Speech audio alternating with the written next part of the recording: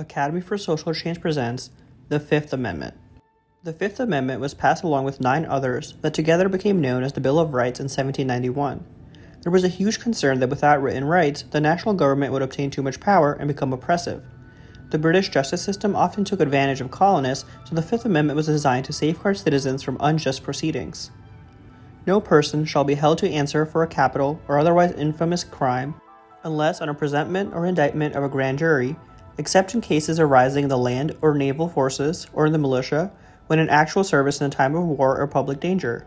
Nor shall any person be subject for the same offence to be twice put in jeopardy of life or limb, nor shall be compelled in any criminal case to be a witness against himself, nor be deprived of life, liberty, or property without due process of law, nor shall private property be taken for public use without just compensation.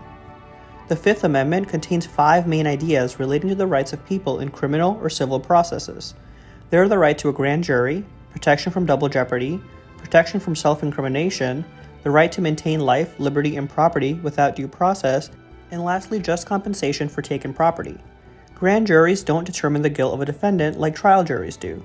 Instead, they assess whether there's an adequate basis for bringing charges against criminal suspects.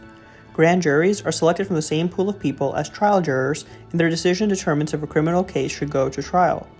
Double jeopardy prohibits anyone from being prosecuted twice for the same crime. More specifically, this means that one person cannot be tried for one crime, found guilty or not guilty, and then tried again for the same charge. There are some exceptions to a citizen's double jeopardy protection.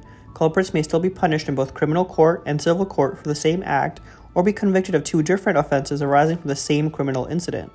The right to not incriminate oneself means that individuals accused of a crime don't need to share information that makes them look guilty. They can instead exercise their right to remain silent. The Due Process Clause of the Fifth Amendment ensures that citizens are not arbitrarily denied their basic human rights, such as life, liberty, and property, without a typical criminal proceeding.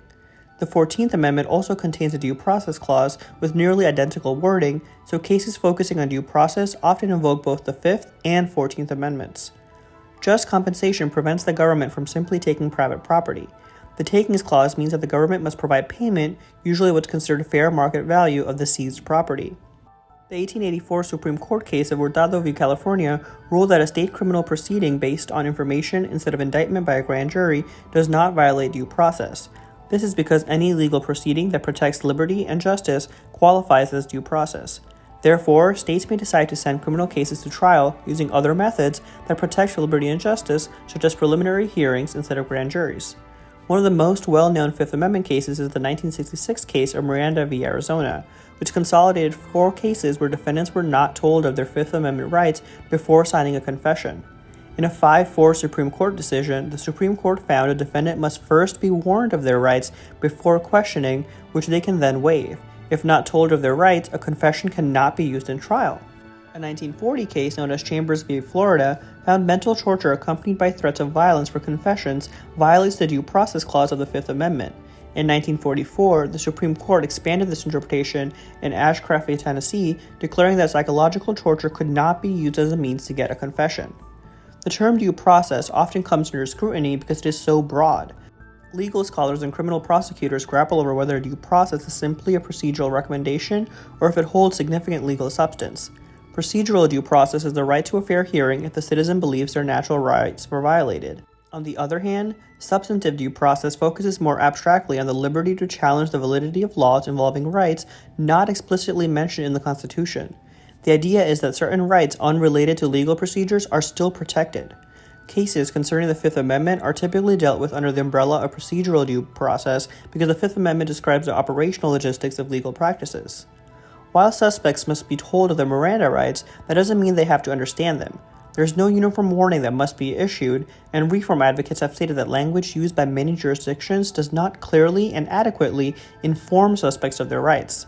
Furthermore, pleading the Fifth is much more difficult than the entertainment industry makes it out to be.